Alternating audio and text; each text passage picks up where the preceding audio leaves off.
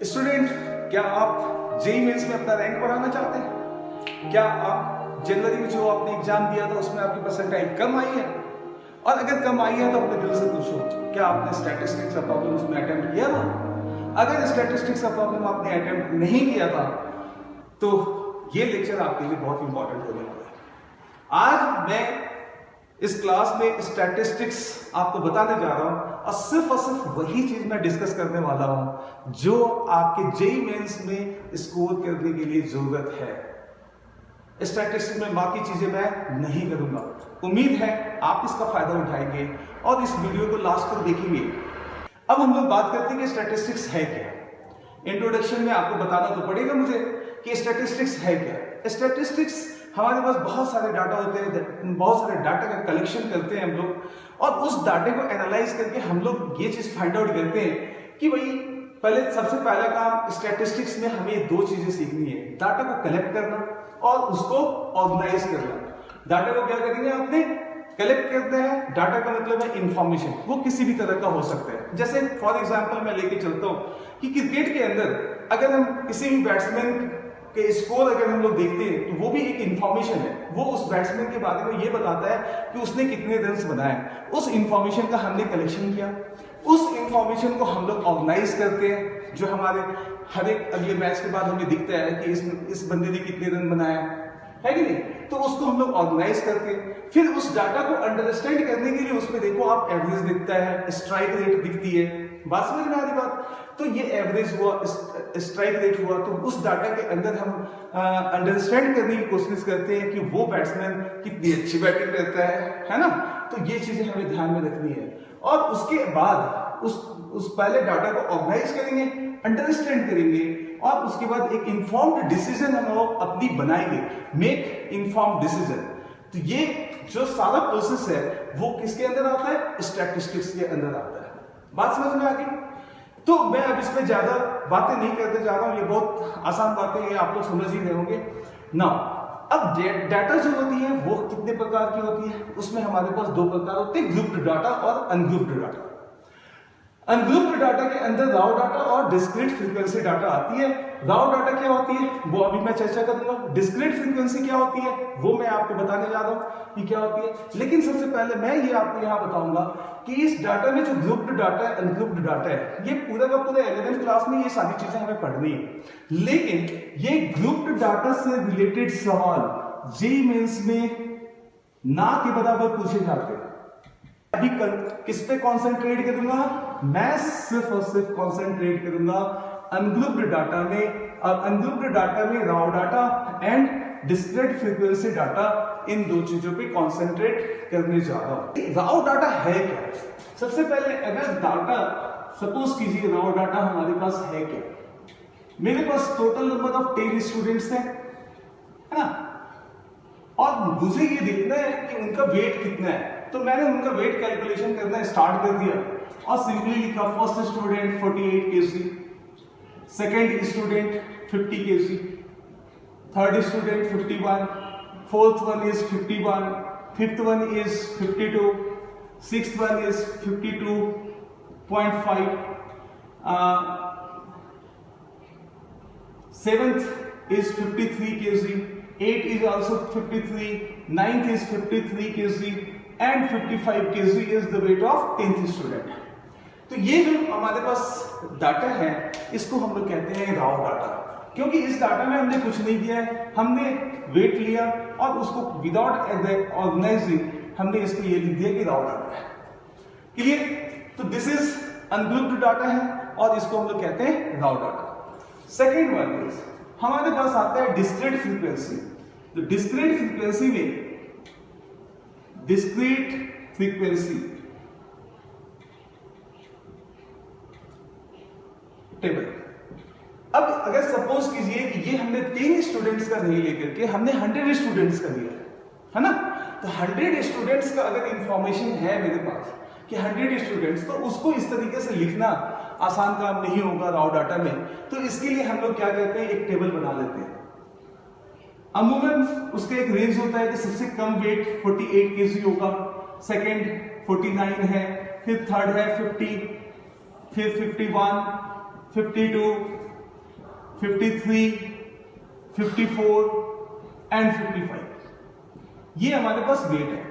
अब हमने क्या किया कि 48 केजी के स्टूडेंट्स, नंबर ऑफ स्टूडेंट्स हमने कैलकुलेट किए कि भाई साहब 48 केजी कितने स्टूडेंट्स हैं।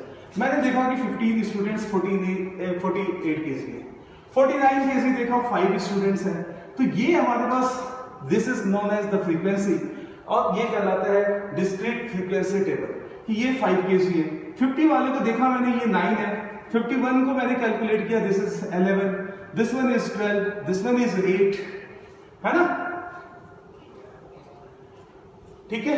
और 54 केजी हमने देखा कि दिस इज 25 और दिस वन इज 15।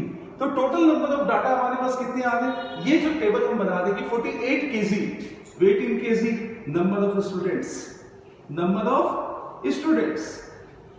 तो 48 केजी 15 स्टूडेंट्स है, 49 केजी 5 स्टूडेंट्स है, 50 केजी 9 स्टूडेंट्स है, 51 केजी 11 है, 52 12, 53 8, 54 25, 55 जो केजी है वो 15 केजी वेट्स है। तो ये जो टेबल है डिस्क्रीट फ्रीक्वेंसी टेबल कहलाती है। एक और डाटा सिस्टम आती है ग्रुप्ड डाटा, जिसमें हम इंटरवल लेते हैं, जैसे 10 to 20 कितना आता है, 20 to 30 कितना आता है, 32, लेकिन उस पे बेस्ड क्वेश्चन जेईई मेंस में नहीं आते, तो मैं इसकी चर्चा बिल्कुल भी नहीं करूंगा।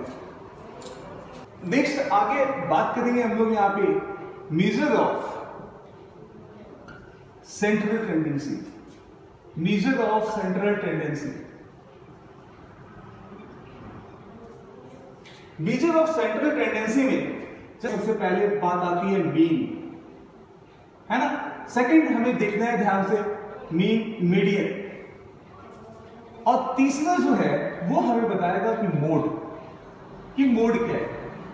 बात समझ में आ रही बात। मीन हम लोग इसको, मीन को हम लोग एवरेज वैल्यू भी कहते हैं, एवरेज वैल्यू भी बात करेंगे। मीडियन इसका ये हमें बताता है कि मिडिल डाटा कौन सा है, मीडियन ये बताएगा कि मिडिल डाटा हमारे पास कौन सा है, और मोड ये बताएगा कि फ्रीक्वेंसी ऑफ डाटा मैक्सिमम किसका है, मैक्सिमम फ्रीक्वेंसी वाली डाटा कि एक कौन सी डाटा है जो सबसे ज्यादा टाइम्स रिपीट करती है, जिसकी फ्रीक्वेंसी सबसे ज्यादा है, वो कौन सी डाटा है।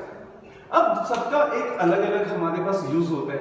मीन का यूज ये है कि हम जैसे एवरेज स्कोर जानते हैं, तो इससे हमें पता चल जाती है कि डाटा जो है किस वैल्यूज के आसपास भटक रही है। बात समझ में आ रही है, किस वैल्यूज के आसपास सबसे ज्यादा वो कॉन्सेंट्रेटेड है। मीडियन का मतलब होता है कि बीच में मिडिल डाटा आपके पास कौन सा है, कि जो आपके पास पूरी की पूरी सीरीज दे रखी है उसका मिडिल टर्म्स कौन सा आ रहा है। इससे भी हमें ये चीज पता चल जाती है कि डाटा किस डाटा के आगे पीछे भाग रही है। बात समझ में आ रही बात। मोड का मतलब है मैक्सिमम फ्रीक्वेंसी, मैक्सिमम फ्रीक्वेंसी का मतलब है कि कौन सा डाटा सबसे ज्यादा बार आया। जैसे मान लीजिए सपोज कीजिए मैंने एक जूते की दुकान खोली, मुझे ये नहीं पता कि कौन सा जूता मार्केट में बिकने वाला है। बात समझ में आ रही बात। तो मैं देखूंगा कि वहां पे लोकल पीपल कितने हैं। अगर सबसे ज्यादा मुझे दिखेगा कि 7th और 8th नंबर के जूते लेने वाले लोग ज्यादा हैं, तो मैं सबसे ज्यादा 7th और 8th नंबर के जूते अपनी दुकान में रखूंगा ताकि मुझे प्रॉफिट हो जाए। तो मोड इसलिए यूज होता है। मैं इनके यूज पे, इनकी टेक्निकलिटी पे बिल्कुल नहीं ज्यादा इस क्लास में मैं इस पे टाइम वेस्ट नहीं करने जाऊंगा। सिर्फ और सिर्फ मेरा मोटो ये रहेगा कि जेईई मेंस के क्वेश्चंस कैसे आपको बनाना है, ठीक है। Arithmetic mean of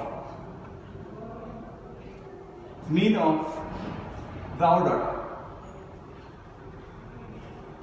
arithmetic mean of raw data का मतलब क्या है। अगर हमारे पास सपोज कीजिए कि 10 डाटा है, x2 nth number of data ऐसे गिवन है,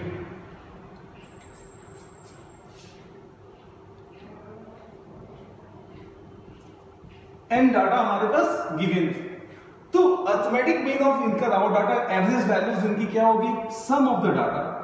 इसको डिनोट करते हैं x बार से, that is the arithmetic mean of data, that is x1 plus x2 plus dot dot dot plus xn divided by n, है ना। तो ये हमारा क्या हो गया, sum of the data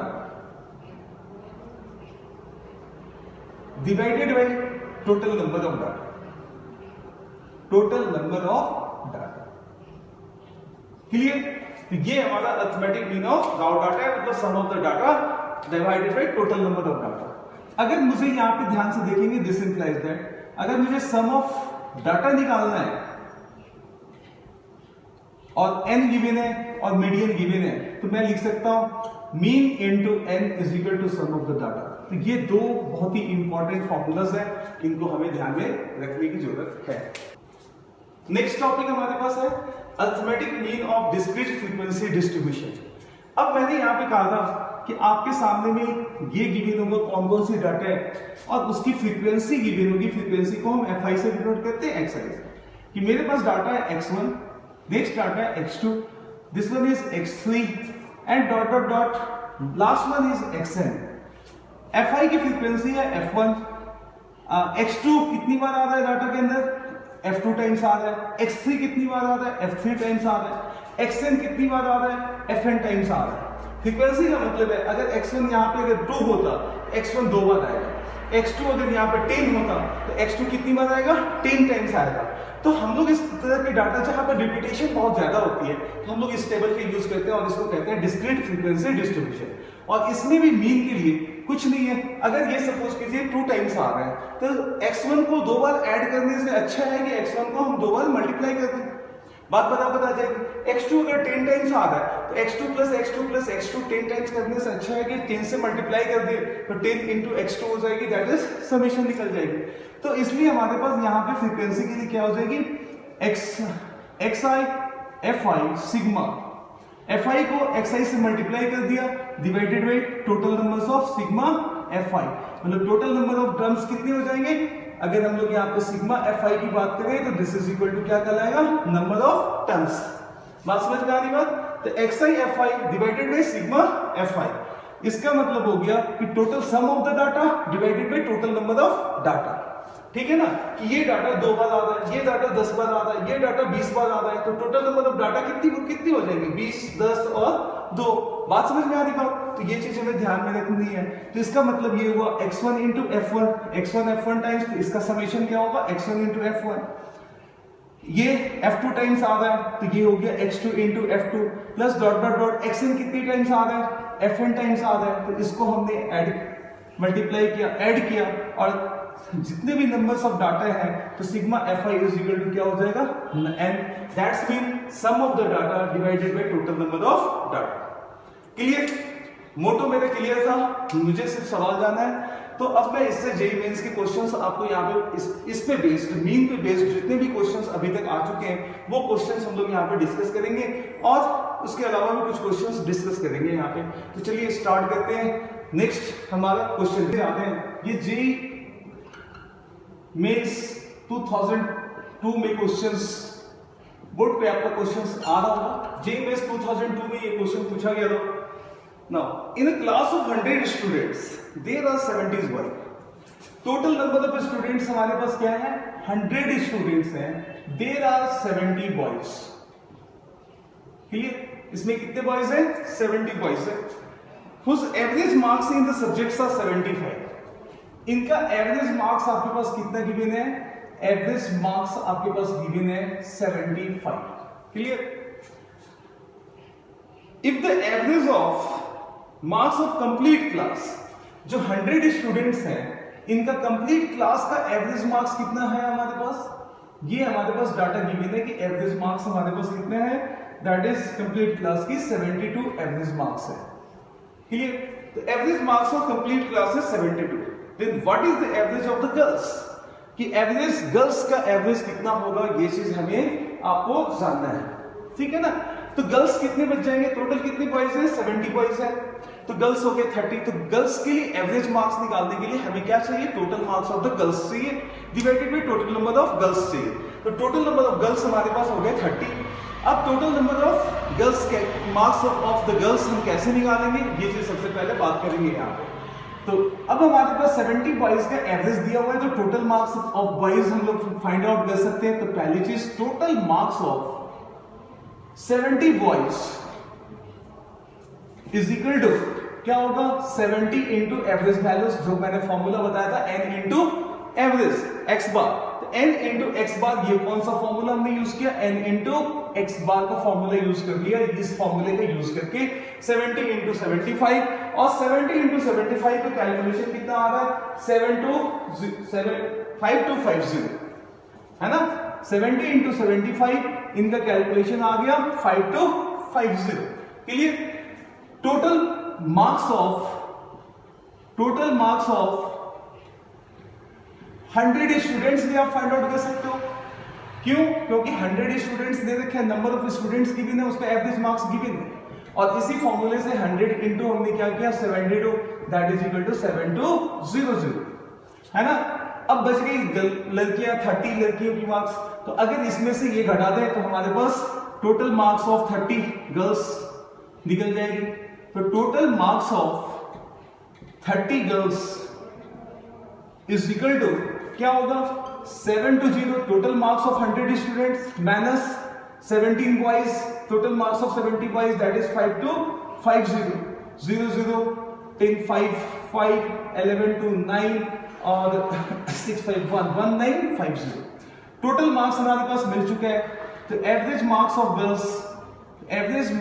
of girls is equal to क्या होगा, 1950 divided by 30, this is 3 6 18 5, that is 65। Clear. तो ये हमारे पास इसका सॉल्यूशन था। अब आप बताइए क्या ये क्वेश्चन आसान नहीं है? ऑप्शन इसमें कितने नंबर दे रखे हैं, option B is correct they रखे। क्लियर। 2007 का क्वेश्चन है, तो 2007 का क्वेश्चन है। क्वेश्चन ध्यान से पढ़िए क्वेश्चन को। एक पूरी की पूरी क्लास है, इसमें बॉयज दे रखे हैं हमारे पास कि बॉयज है, और इनका एवरेज मार्क्स, आपका एवरेज हमारे पास गिवन है कि भाई जितने भी बॉयज हैं क्लास में उनका एवरेज मार्क्स कितना है, 52 गिवन है, ठीक है। And that of a girl is 42। अब इस टोटल नंबर ऑफ स्टूडेंट्स में गर्ल्स का जो है, गर्ल्स का एवरेज मार्क्स आपके पास कितना है, 42 है। समझ में आ रही बात? ये दो डाटा हमारे पास गिवन है। The average marks of boys and girls combined is 52। इनका जो टोटल का एवरेज है वो हमारे पास गिवन है कि दिस इज 52। हमारे पास टोटल नंबर ऑफ जो स्टूडेंट्स हैं कंबाइंड उनका कितना है, कंबाइंड इज 50, सॉरी, तो कंबाइंड हमारे पास कितनी आ रही है, 50, ठीक है। तो the percentage of boys in the class, तो आपसे पूछा क्या जा रहा है, परसेंटेज ऑफ बॉयज हमसे पूछा जा रहा है कि भाई साहब परसेंटेज ऑफ बॉयज क्या होगा। बात ठीक है? क्वेश्चन समझे? आपके पास टोटल नंबर ऑफ स्टूडेंट्स हैं, उनका एवरेज मार्क्स जो दे रखा है वो 50 गिवन है, उसमें जितने भी बॉयज हैं उनका एवरेज मार्क्स 52 है। हमें नंबर ऑफ बॉयज नहीं पता, नंबर ऑफ गर्ल्स भी नहीं पता, बस उनका एवरेज मार्क्स हमें पता है कि 42 है। इवन नंबर ऑफ स्टूडेंट्स नहीं पता, मतलब total number of boys and girls ये नहीं पता कि उनका एवरेज मार्क्स 50, लेकिन उनका एवरेज मार्क्स हमें पता है 50 है। तो ये 3 क्वेश्चन दे रखे। तो इसके लिए सबसे पहला काम हम क्या करेंगे, अब परसेंटेज ऑफ बॉयज पूछा जाता है, परसेंटेज ऑफ बॉयज को जानने के लिए हमें नंबर ऑफ बॉयज चाहिए और टोटल नंबर ऑफ स्टूडेंट्स चाहिए। बात समझ में आ रही बात? तो हम लोग सबसे पहले सपोज कर लेते हैं कि let the number of boys be, number of boys are X मान लिया, and number of girls are Y. ये दो चीजें हमने मान ली कि number of boys are X है, नंबर ऑफ गर्ल्स क्या है, वाई है। तो ये हमारे पास एक्स हो गया, ये हमारे पास वाई हो गया। टोटल नंबर ऑफ स्टूडेंट कितने हो जाएंगे, एक्स प्लस वाई हो जाएगा। क्लियर? तो ये चीज हमें ध्यान में रखनी है कि total number of students X plus Y हो जाएगी। अब हम लोग यहाँ पे सबसे पहली चीज, और इसके बाद नेक्स्ट हमारा काम क्या होगा कि नंबर ऑफ बॉयज अगर एक्स है तो टोटल मार्क्स ऑफ बॉयज क्या मिलेगा। तो सबसे पहले काम क्या निकाले, total marks of boys is equal to average given है, नंबर ऑफ बॉयज गिवन है, तो कितना होना चाहिए 52x। क्लियर? गर्ल्स का नंबर हमने सपोज कर लिया है, तो टोटल मार्क्स ऑफ गर्ल्स कितनी हो जाएंगी, total marks of girls is equal to 42 into Y, number of girls Y मान लिया। अब टोटल नंबर ऑफ स्टूडेंट्स भी हमारे पास है x प्लस वाई, तो टोटल मार्क्स ऑफ स्टूडेंट्स की अगर हम बात करें तो वो भी हम आसानी से फाइंड आउट कर सकते हैं। Students is equal to 50 into number of students that is x plus Y, 50 of x plus Y. अगर आप ध्यान से देखेंगे तो 50 ऑफ x प्लस वाई इन दोनों के बराबर होना चाहिए, है ना। तो अकॉर्डिंग टू द क्वेश्चंस हमारे पास क्या आएगा, 50 into X plus Y must be equal to 52x plus 42y, है ना। x वाले टर्म्स को एक साथ रखते हैं, x वाले को उधर रखते हैं, तो दिस इंप्लाइज दैट हमारे पास क्या आना है, 2x is equal to y वाले टर्म्स को इधर रखेंगे तो that is equal to 8y, तो x इज इक्वल टू क्या मिलेगा, 4y। अब x को हमने 4y के फॉर्म में ले लिया यहां पे करने के लिए।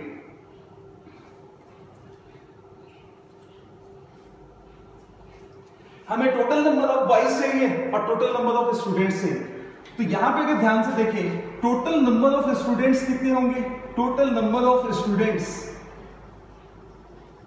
Is equal to x plus Y that is equal to x कितने में आ गया आपके पास 4y, एक ही वेरिएबल में ले लो इनको, दिस इज इक्वल टू क्या मिला 5y। अब हमारे पास टोटल नंबर ऑफ बॉयज कितने हैं, total number of boys is equal to x था और x कितना था हमारे पास 4y, तो परसेंटेज ऑफ बॉयज क्या होगा, टोटल नंबर ऑफ स्टूडेंट्स हो गया 5y, total number of boys क्या हो गया 4y, तो percentage of boys is equal to 4y total number of boys divided by total number of students into 100, y cancel out, 520 cancel, this is 80%, है ना। तो total number of students कितने होंगे, 80% students यहां पे टोटल नंबर ऑफ बॉयज होंगे, sorry total number of boys कितने होंगे 80% होंगे, clear. Now next question is, board पे आ गया, the mean weight of 9 items is 15, if one more item is added to the series the mean will be 16, mean becomes 16, the values of 10th term is 9 आपके पास items हैं, mean weight of 9 items, मान लिया suppose के x1 है, x2 है, dot dot dot xn है, इन सबका जो मीन है ना, इसका मीन कितना दे रखा है आपके पास में, मीन दे रखा है आपके पास 15। एक आइटम इसमें ऐड करते हैं, ठीक है ना, तो टोटल नंबर ऑफ कितने हो गए x2 dot dot dot x10 x9 x10, इसका मीन हमारे पास, तो मीन एक्सटेंड हो गया हमारे पास, क्या मीन बिकम्स 16, ये मीन आ चुकी है। कहता है कि x10th है क्या, जो आपने 10th नंबर ऑफ ऐड किया है, ये 10th डाटा जो है आपके पास वो आपके पास क्या होगा, the value of 10th term is, है ना। तो 9 डाटा है, उसका मीन हमारे पास गिवन है, तो sum of x1 plus x2 plus dot dot dot plus x9 is equal to क्या होगा, सम ऑफ द डाटा निकाल सकते हैं, that is number of data into average value, that is 135, clear. Similarly 10th data है, उसका mean दे रखा है, तो x1 plus x2 plus dot dot dot plus x9 plus x10 is equal to क्या होगा, 16 into 10 that is equal to 160, है ना। तो 10th डाटा अगर इसमें से इसको घटाएंगे तो क्या हो जाएगा, 9 डाटा सारा cancel out, x10 is equal to हमारे पास क्या मिलेगा 160 minus 135 that is equal to 25, clear. कोई प्रॉब्लम इसके अंदर नहीं। नेक्स्ट हमारे पास मीन पे बेस्ड और हमारे पास केस क्वेश्चंस है। नेक्स्ट क्वेश्चन हम लोग बात करेंगे, if mean of an item is, mean of an item हमारे पास, मीन ऑफ एन आइटम्स ये हमारे पास गिवन है कि mean of an items is x bar, ये हमारे पास गिवन दे रखा है। If each rth term is increased by 2r, each rth term is increased by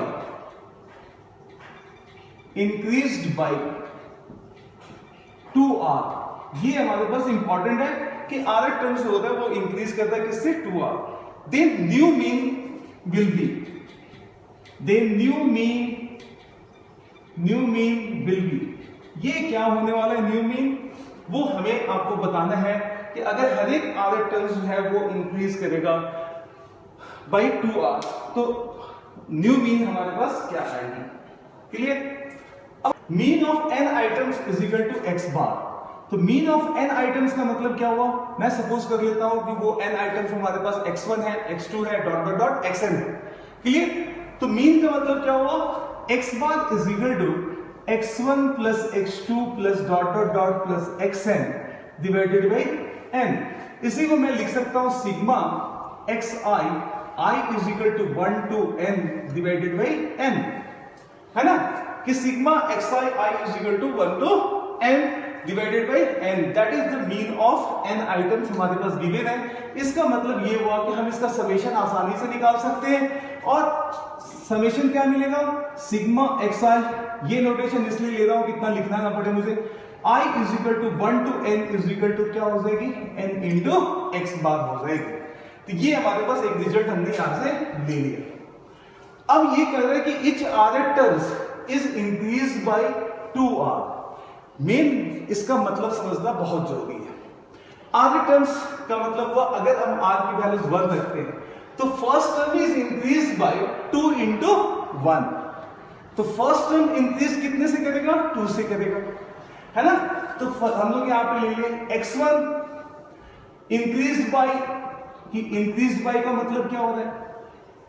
increase by r terms, r is equal to 1 दे, x1 is increase by, मतलब first term r की values कितनी आ गई यहां पे? 1। तो first term is increase by 2r, that's mean 2 into 1 that is 2। Clear? तो x1 is increase by 2, x2 किसके साथ इंक्रीज करेगा? r की वैल्यूज 2 हो गई, तो x2 is increase by 2 into 2 that is equal to 4। x3 is, r की values 3 हो गई, तो x3 is, third term is increase by 2 into 3 that is equal to 6। Similarly xn is increased by, वो क्या होगा? r की जगह पे n रखेंगे तो that is increase by 2 into n that is equal to 2n। बात समझ में आ गई बात? तो ये हमारे पास इंक्रीज बाय का मतलब हो गया। अगर ये मतलब आपको पता होता तो आप आसानी से सवाल कर सकते थे। अब हमारे पास नया टर्म्स क्या मिल रहा है? अब हमारे पास नया टर्म्स ये मिल रहा है, पहला टर्म्स आ रहा है x1 प्लस 2, सेकेंड टर्म्स क्या आ रहा है? x2 प्लस 4, थर्ड टर्म्स क्या आ रहा है हमारे पास? x3 प्लस 6, और nth टर्म्स क्या आ रहा है? xn plus 2n। तो sum of new terms is equal to क्या मिलने वाला? New terms is equal to मिलने वाला है, first term is x1 plus 2, second term is x2 plus 4 plus dot dot dot plus nth terms is xn plus 2n। बात समझ में आ रही बात? 2 4 6 dot dot dot xn plus 2n, है ना? नाउ अब अगर हम ध्यान से देखेंगे तो यहाँ पे इसको हम लोग सम ऑफ न्यू टर्म्स निकालने के लिए हम लोग x1 x2 और xn को लिख सकते हैं। क्या लिख सकते हैं? Sigma xi I is equal to 1 to n, है ना? और इसको लिख सकते हैं 2 plus 4 plus 2n that is equal to sigma 2r r is equal to 1 to n। बात समझ में आई? तो अब sigma xi I is equal to 1 to n की वैल्यूज तो हमारे पास गिवन थी, और वो वैल्यूज क्या थी हमारे पास? That is equal to n into x bar, पीछे दिखाया था n इंटू x बार। अब बच गई क्या? इसका समेशन हम लोग अरिथमेटिक सीरीज में हम लोग जानते हैं बहुत आसानी से कि twice into sigma r is equal to 1 into n, constant को आप बाहर निकाल सकते हैं, और सिग्मा r क्या होता है? n into n plus 1 by 2। तो that's mean n into x bar plus twice into n plus 1 by 2। Clear? तो टोटल हमारे पास क्या हो गया? n into x bar plus n into n plus 1। ये सम हमने निकाल लिया है। अब समेशन निकालने के बाद हमारे पास क्या बच गया है? Average values. तो एवरेज वैल्यूज निकालने के लिए टोटल सम है ही, नंबर ऑफ टर्म्स हमारे पास गिवन है, तो number of terms average values क्या आ जाएगी यहाँ पे? अगर आप ध्यान से देखेंगे तो average value is equal to n into x bar plus n into n plus 1 divided by n। n common है, बाहर निकालेंगे तो क्या मिलेगा? x bar plus n plus 1, that is the average values. Clear? Next question है mean of n items is x। If these n items are increased by 1 square, 2 square, 3 square, n square successively, then mean gets increased by, है ना? तो mean of n items is x हमारे पास given है, फिर mean कितने से बढ़ेगा? ये हमसे पूछा जा रहा है कि अगर सारे के सारे नंबर्स को 1 square, 2 square, 3 square, dot dot dot n square से अगर बढ़ा दिया जाए तो फिर हमारे पास क्या होंगे? सेम पैटर्न पे हमारे पास क्वेश्चंस है। सपोज कीजिए यहाँ पे हमारे पास n नंबर्स का मीन दे रखा है, that's mean x1 plus x2 plus dot dot dot plus xn, हम आसानी से निकाल सकते हैं, that is equal to nx। n numbers का हमने सम निकाल लिया। अब इस टर्म से is increase by 1 square plus 2 square, that means x1 is increased by 1 square, x2 is increased by 2 square, plus dot dot dot xn is increased by n square। अब इसका summation अगर हम सम of सारे data निकालें तो इसका summation हमें निकालना पड़ेगा, है ना? तो इसका समेशन के लिए हमारे पास क्या आएगा? x1 प्लस x2 प्लस इन सारे टर्म्स को आप एक साथ ले लो, तो xn plus xn plus 1 square plus 2 square plus dot dot dot plus n square. This इसका समेशन हमें पता है कि दिस इज nx और this is sigma n square, और सिग्मा n स्क्वायर का हमारे पास समेशन होता है n into n plus 1 into 2n plus 1/6। ये जो पूरा का पूरा एक्सप्रेशन है वो क्या है? सिग्मा n स्क्वायर, और इसका समेशन हमें पता है n into n plus 1 into 2n plus 1/6। This is clear. अब समेशन हमारे पास निकल चुका है कि सम ऑफ न्यू टर्म्स क्या होगा? ये सम ऑफ न्यू टर्म्स हमारे पास ये गिवन है। एवरेज क्या हो जाएगी? एवरेज का मतलब n से इसको डिवाइड करना है ना?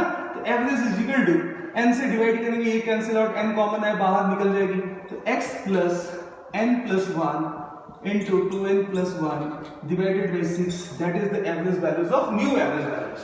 वो कितने से इंक्रीज कर रही है? This one n plus 1 into 2n plus 1/6 से इंक्रीज कर रही है, तो फाइनल आंसर क्या होगा? Increase by n plus 1 into 2n plus 1 divided by 6।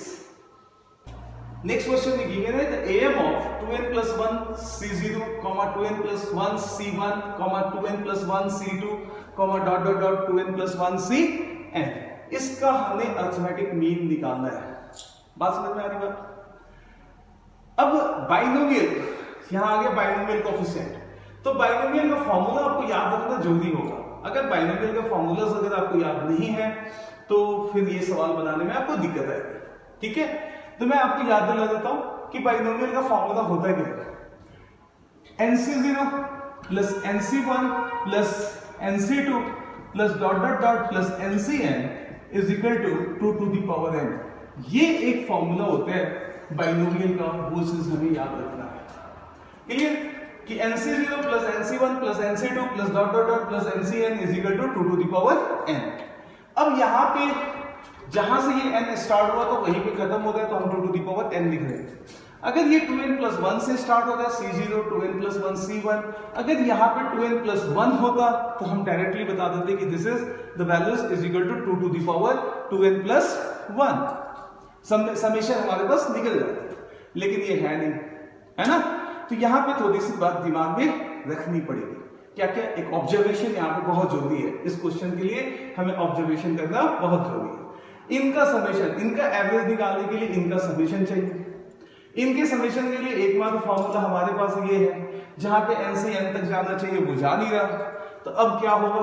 अगर आप ध्यान से देखेंगे तो टोटल नंबर ऑफ टर्म्स यहाँ पे कितने होने चाहिए? 0 से स्टार्ट हो रहा है, और अगर 2n plus 1 तक जाएगा तो टोटल नंबर ऑफ टर्म्स है वो 2n plus 2 होंगे, है ना? तो 2n plus अगर 2 होंगे तो वहां पे, और एक और चीज जो हमारे बाइनोमियल में आती है बातें कि nc0 is equal to ncn होता है, nc1 is equal to ncn minus 1 होता है, एंड सो ऑन। तो ये सारे के सारे टर्म्स हमारे पास ये आ रहे हैं। क्लियर? अब हम लोग देखते हैं कि क्या हो सकता है। तो सबसे पहला काम, इस फॉर्मूले के यूज करके मैं ये काम तो लिख कर सकता हूं 2n plus 1 c0 plus 2n plus 1 c1 plus 2n plus 1 c2 plus dot dot dot plus 2n plus 1c n plus 2n plus 1c n plus 1 plus dot dot dot plus 2n plus 1c 2n plus 1 is equal to, मैं ये लिख सकता हूं that is 2 to the power 2n plus 1। अब अगर आप ध्यान से देखेंगे तो फर्स्ट टर्म और लास्ट टर्म क्या होंगे, आपस में इक्वल होंगे, सेकेंड और सेकेंड लास्ट टर्म आपस में इक्वल होगा।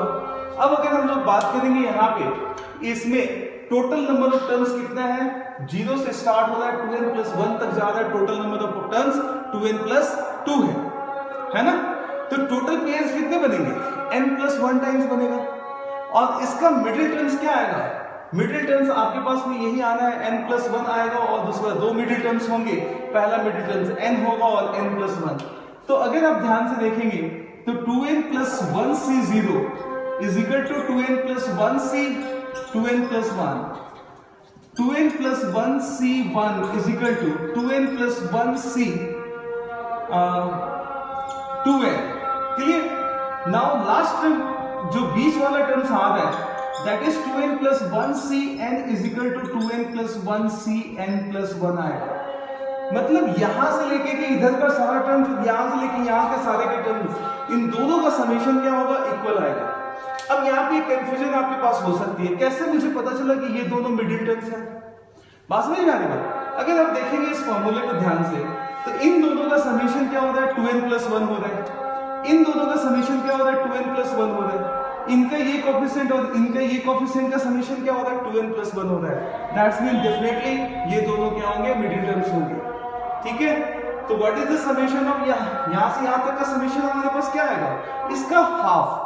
That's mean what is the summation of this one? This is 2 to the power 2n plus 1 divided by 2, that is equal to 2 to the power 2n. Clear? बात समझ में आई? तो average values क्या आ जाएगी, average value is equal to, average value is equal to 2 to the power समेशन हमें पता है divided by total number of terms कितने हैं, 0 से लेके n तक जा रहा है, total number of terms n plus 1 है, तो average is 2 to the power 2n divided by n plus 1। Clear? Questions? The average values of the numbers x1 plus x2 plus x3 plus xn is m. n numbers का हमारे पास average values कितनी दे रखी है, m given है। ठीक है। If x1 is replaced by x, then the new average is, बहुत आसान क्वेश्चन है कि अगर न्यू एवरेज, तो आप सिंपल सी बात है न्यू सम निकाल सकते हैं। New sum is equal to क्या मिलेगा हमारे पास, m एवरेज वैल्यू दे रखा है, टोटल नंबर ऑफ टर्म्स कितने हैं, n है, तो sum of x1 plus x2 plus x3 plus dot dot dot plus xn is equal to क्या होगा, nn।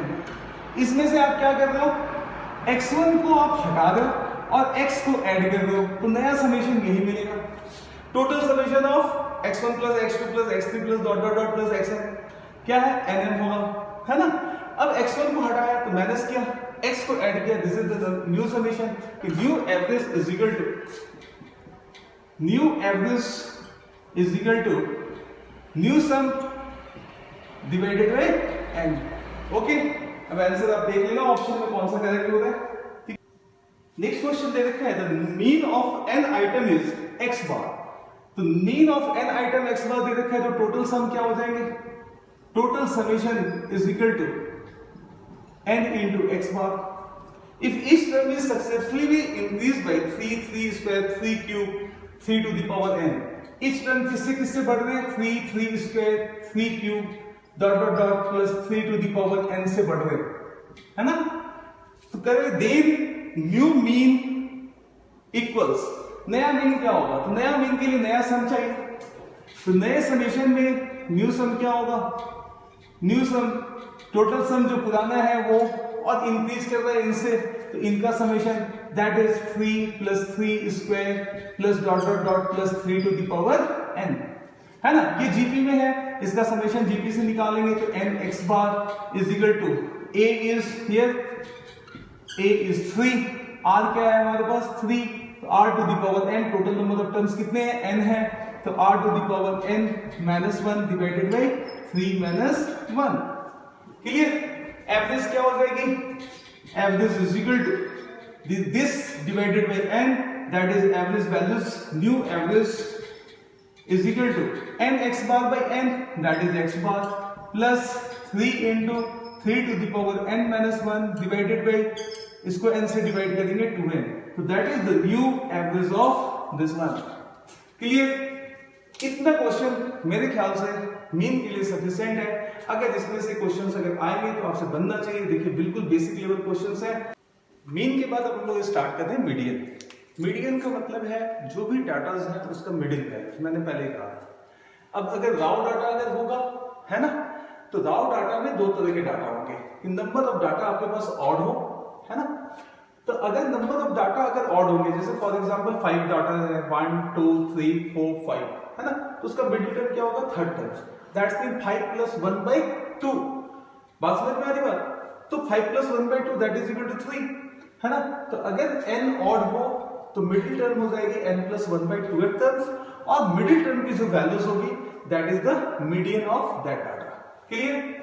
नेक्स्ट है कि इफ n इज इवन, अगर n इवन हो, 4 टर्म्स हैं, तो आप मिडिल में क्या आएगा? सेकंड और थर्ड, ठीक है ना, मिडिल में आएगा आपके पास सेकंड और थर्ड। अगर 6 टर्म्स होंगे तो आएगा थर्ड और फोर्थ। तो ये चीज हमें ध्यान रखना पड़ेगा। तो जो मिडिल टर्म्स आएंगे, दो टर्म्स आएंगे, दोनों की एवरेज वैल्यूज लेनी है।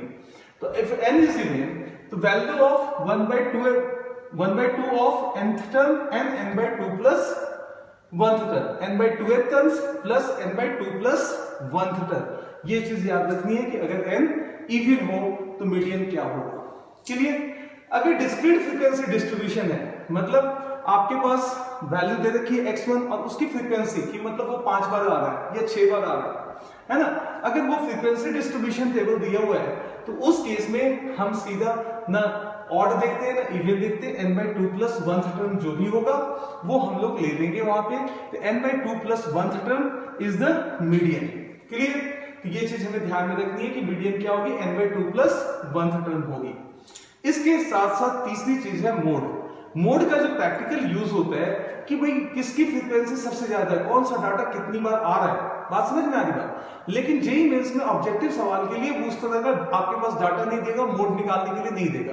तो मोड के बारे में थोड़ी सी जानकारी सिर्फ इतनी रखनी है कि अगर मीडियन गिवन है और मीन गिवन है, समझ में आ रही बात कि आपके पास क्या गिवन है? मीन अगर आपके पास गिवन है, ठीक है ना, मीडियन गिवन है और मीन गिवन है, तो mode is equal to thrice into median minus twice into mean.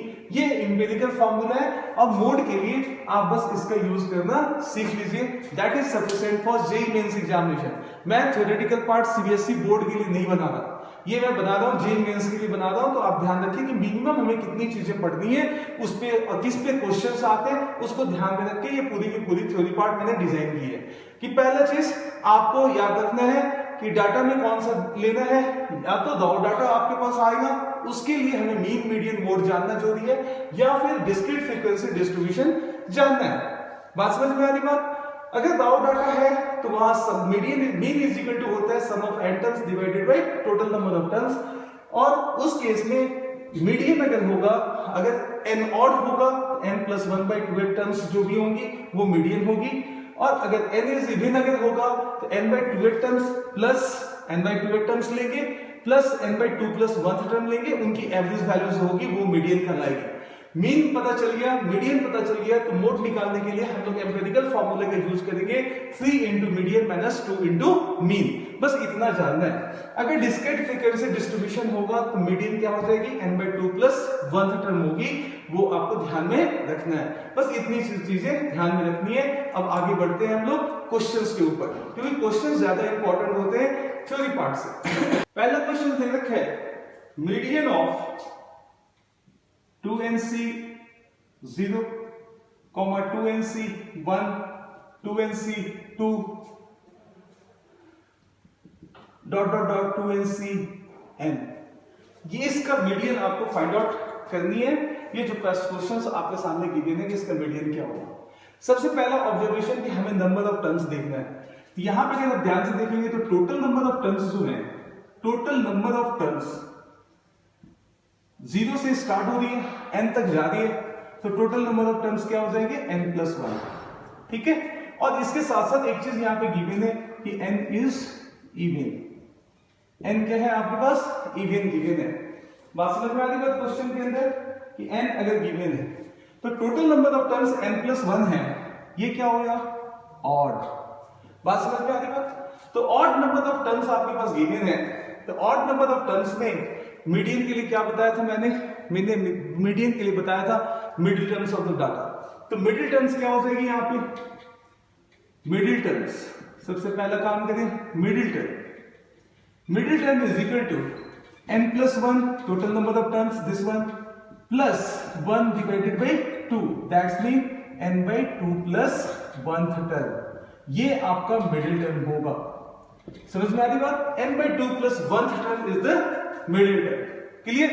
तो अब हमें n/2 प्लस 1th टर्म निकालना है, तो मीडियन इज इक्वल टू